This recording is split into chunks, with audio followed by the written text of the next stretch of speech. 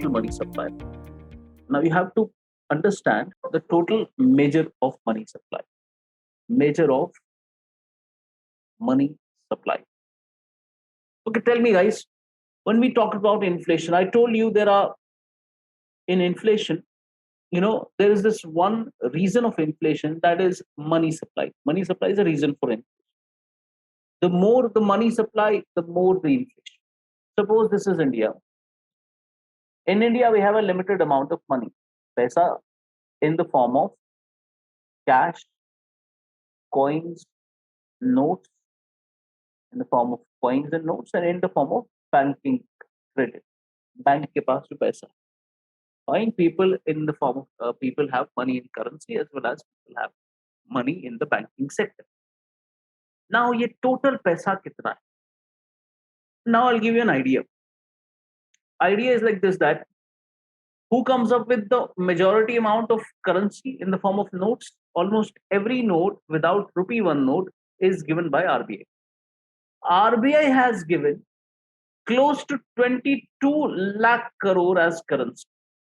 22 lakh crore as currency. The total currency of India in the form of cash notes is 22 lakh crore. That is the total notes in the economy. So can I say that pure India mein there is this only 22 lakh crore of money supply? No, this is not so. This is not so. What is the total amount of money supply in India? This is the figure of pre-COVID levels. Now, the actual measure of money supply in India is 120 lakh crore. 120 lakh crore. Itna paisa hai India. And this is the actual money supply. Now, the question is, if RBI only printed 22 lakh crore, तो ये 120 लाख करोड़ कहां से आया? If RBI only printed 22 lakh crore, ये 120 करोड़ कहां से आया? Now, this money is the money created by the banks.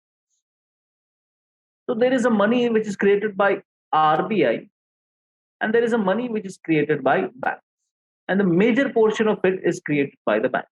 So asal jo India ka paisa hai, RBI just comes up with reserve money, that is known as high powered money. RBI सिर्फ high powered money लेकर आता है, 22 lakh crore. The actual money supply is created by the banks. Now you must be wondering that how is this possible that the money supply is created by the banks? I will give you an example. Suppose the total currency, RBI ने कितना छपाया है? Total. Let's assume a scenario in which RBI has only printed 100 rupees. Let's assume a scenario in which RBI has only printed 100 rupees and the entire money is with me. सारा का सारा पैसा मेरे पास. So I have this rupees 100. Where do I put it? I put it into the bank account. So bank को मैंने 100 rupees दे दिया.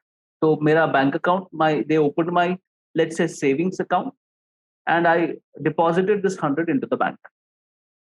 Now what the bank will do? Bank will have to pay interest on it. So bank will give me interest rate. But bank kahan se laayega interest rate? Bank will have to earn some money to give me interest rate. Now how will the bank earn? By lending the money. Which money will the bank lend? My money on. So what will happen is, a part of it, let's say 10% of it, will be kept as a reserve. Will be kept as a reserve. Thoda reserve रहेगा in my account. 90% of it will be lent out. 90% of it will be lent out. So 90 आपने दूसरे को दे दिया as a loan. As a loan. Okay. Now, when I open my account, I to open my smartphone and I want to see my balance. My balance is 100 only. But in reality, in my bank account, there is no 100. There is only this 10% which has been kept as reserve, and the entire remaining money has been given out to somebody else. So उन्होंने उसको दे दिया. Now this money, this guy took the money as a loan, and let's say he was given this loan. So how much has he received? He has received 90 rupees. He has received 90. So what this guy would do, he'll take this 90 rupees, he'll go to another bank. So this was, let's say, SBI. Now this person will go to another bank. Let's say he'll go to Axis Bank. He'll deposit 90 rupees in his bank account. He'll deposit, he has taken this loan, he'll deposit 90 rupees in his bank account. I'm just giving an example. Now what will Axis Bank do? Axis Bank will have to pay him a rate of interest. But Axis Bank kahan se laega? Axis Bank will have to earn money. So Axis Bank bhi 10% rakhega. They'll keep 10% as reserve. And the remaining amount, they'll be lending it to another person. And the amount that he'll be given is, let's say, 81. 81. So 10% reserve rakha, and now remaining amount has been lent. This person takes this 81 and it deposits it into the another bank account, let's say ICICI. 81. Now let's look at the scenario. It goes on like this only, fine. It keeps on going like this. Now I'm asking you, at one particular time, this is person A, this is person B, and this is person C. I'm asking you, what is the original money that has been printed by RBI? Original money is rupees 100 only. But at one particular time, I'm asking you, if you want to calculate the entire money in the economy, so how would you calculate it? Aap dekhenge, you'll go to A, you'll ask A, what is the money in your bank account? He'll tell you 100. You'll go to B and ask him, what is the money in your bank account? He'll tell you 90. You'll ask C, how much is the money in your bank account? He'll tell you 81. So this is the total money supply. This is the total money supply. 100 plus 90, that is 190. 190 plus 80, that is 170. 270. 270. So from 100, we have been able to create 270. From 270, we'll create 500. From 500, we'll create 1,000. Continuously, we'll keep on lending and lending and lending and creating this money.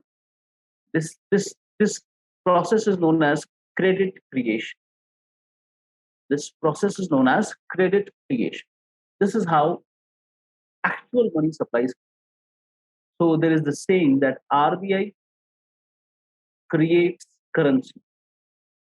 RBI creates currency and banks create credit. And banks create credit. That is the total money supply. Money supply by, it's not only currency, it's credit also. Is it clear?